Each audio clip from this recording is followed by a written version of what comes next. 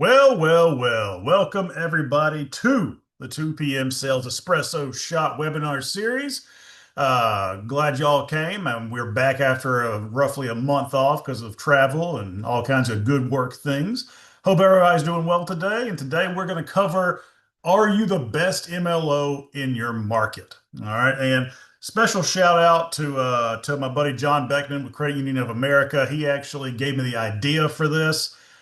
So John, if you're on today, I appreciate you, man. Thank you for inspiring this particular webinar subject. All right, let's dive right into it. That's me. If I'm not connected with you, scan the QR code with your cell phone. Link with me on LinkedIn, Instagram, all the things. I'd love to hear from you. And if you ever need anything from me, that's the best way to get me is all the information there. Okay. If this is your first time on here, then welcome. And just to let you know some of the ground rules, we're going to cover a sales topic, as you know, in 15 minutes or less. Give you some actionable takeaways and hopefully leave the call with you with something that you can use to either better do your sales day, rethink the way you approach a certain topic, or just anything that's going to make you do more, be more, and close more. Okay, so let's go. Opening thought here. Everybody thinks they're good. At least I would hope so. I don't think anyone still in this business says, "Man, I suck." Sometimes you do, depending on the time of day. But everyone in general thinks that they're good, okay? But very few can actually prove the fact that they're good, all right? You know what? Because, no one really defines what best actually means. Oh, I got the best. I'm the best LO here. So and so's the best realtor. I got the best doctor. I got the best. What the hell does best even mean, right? Well, yeah, I mean it's according to who. The problem is that, we often equate best with busy. Hey, if we're doing a lot, that usually makes us feel like we're quality, right? And fortunately, that's just not the case. I'm busy. I closed a lot. People like me. Oh, found a typo. People like me, that kind of thing. And that's great. Those are good things. But does that make you the quote unquote best? All right. Well, no, they don't. No, they don't. So let's define best first. And this is highly subjective, based off a lot of criteria. Best is going to be defined differently whether you're the borrower, referral partner, a particular situation calls for a specific set of skills. You know, Best is going to be determined by you, your strengths, and what you want to go after. You're not trying to win everybody. So the best to one person is not going to be the best to another. We all kind of know this, but we forget about it. We forget about it. And it's so that's one of the big points of this webinar today is to help you remember to zone in and focus on what you want to be the best at. So, for example, this is just throwing out different things borrowers care about, and of course, don't come at me. These lists are not exhaustive. All right. Borrowers care about speed, simplicity, communication. Realtors care about certainty, no surprises popping up, clean deals, closing on time, that kind of thing.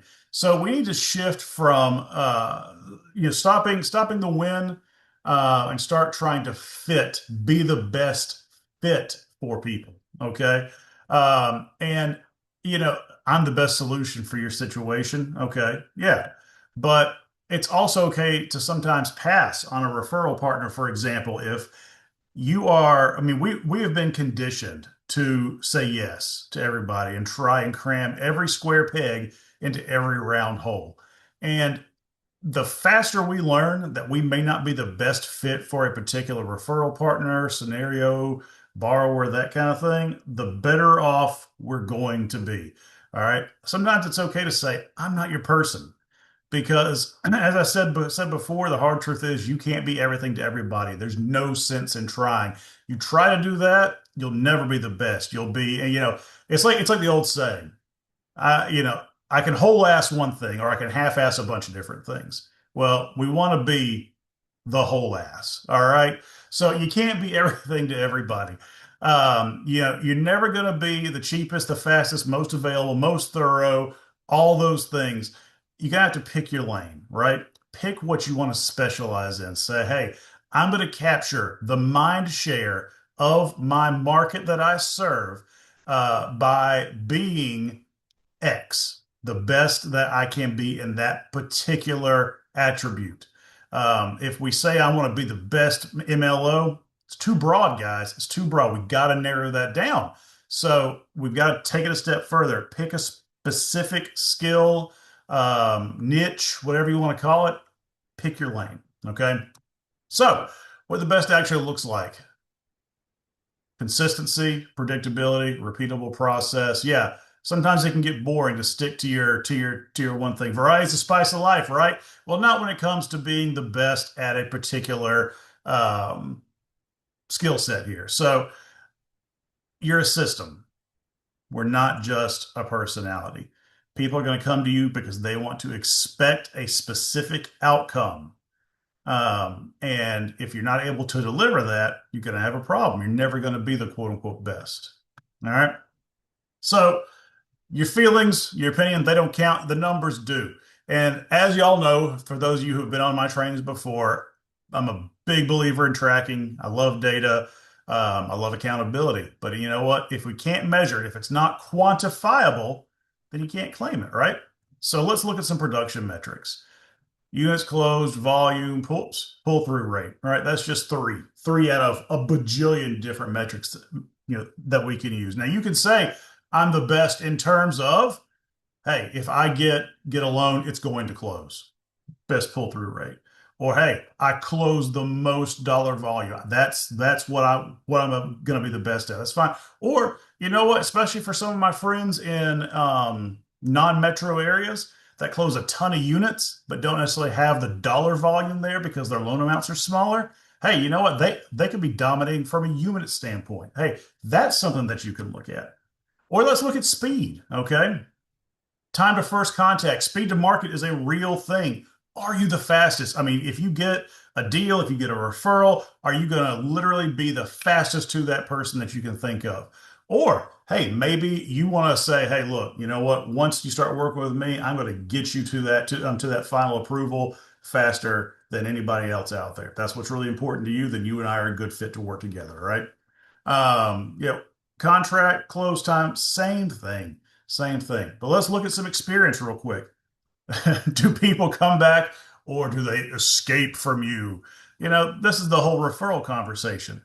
What do your reviews and satisfaction surveys say about you? What do your customers like about you? Do you have a lot of repeat clients?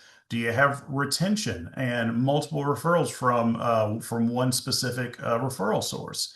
If you can't say that, I know I'm getting a little click happy here, fast forwarding, but if you can't say that, then you know maybe one of these experience metrics not your biggest thing. Now, this does not mean to not improve, by the way. It's a side note. Always be improving. We're looking for progress, not perfection. But at the same time, we want to be the best. That's one of our strengths that I would, hope anyway. So we're going to double down on that. While we improve other stuff, we're going to say, hey, look, this is my superpower. This is my ideal fit. This is who I'm going to focus on. All right. Activity metrics, y'all are following along with us. It's the same type of thing, right? What did you actually do? Number of calls, number of conversations, partner touches, follow-ups.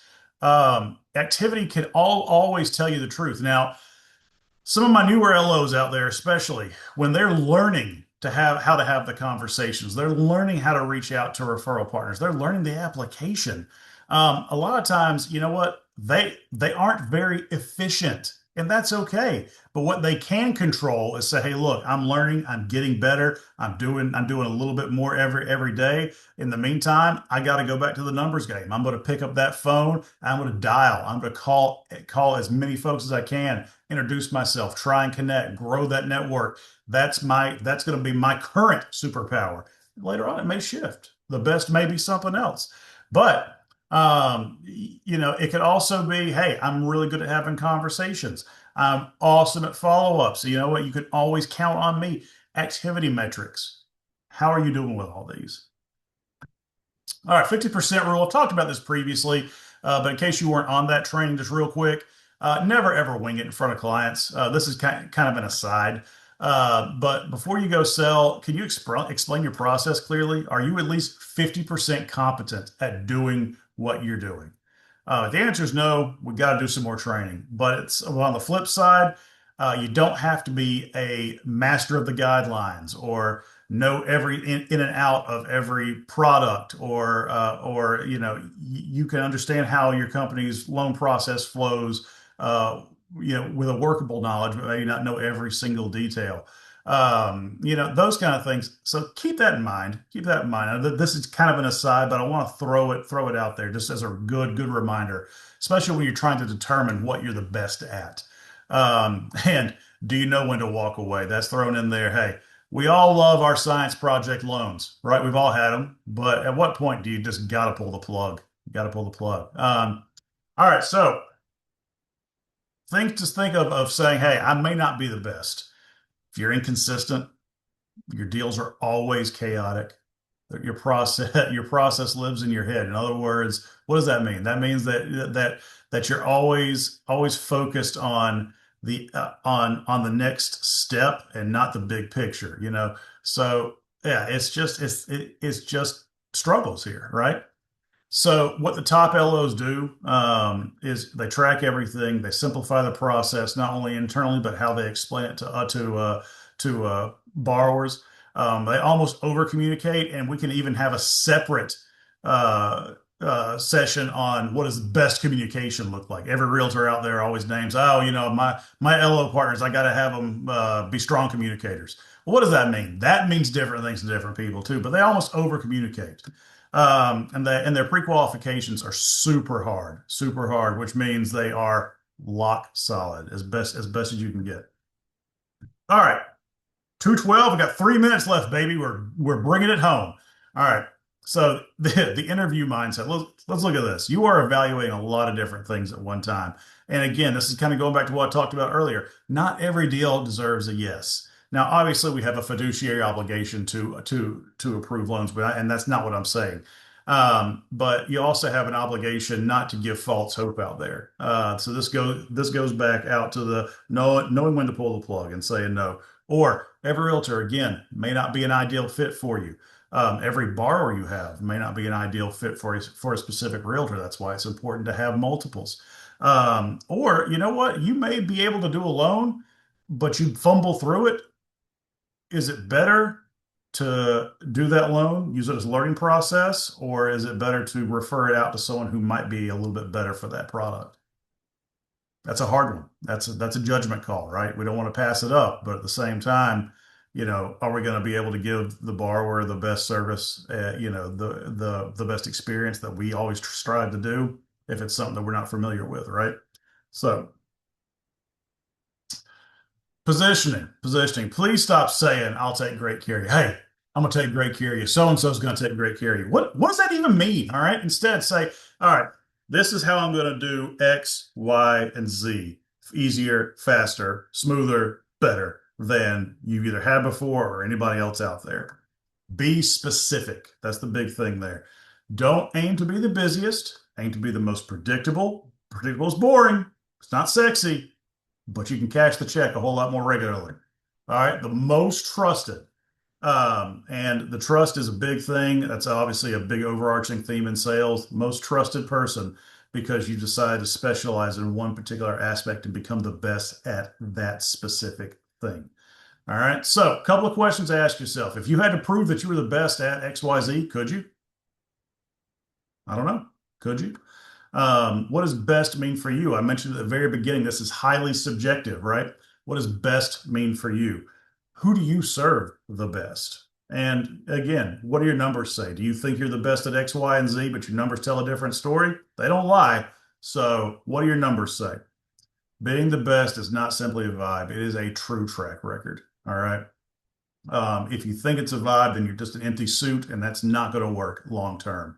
Um, Track record is where you see real quality over the long term. All right, guys, 2:15 on the dot, baby. We did it. Thank y'all so much. Again, if you're not connected with me, scan the QR code. I'd love to hear from you. Next week, there will not be a session. I'm sorry. I've got something else. I'll be speaking at a securing event.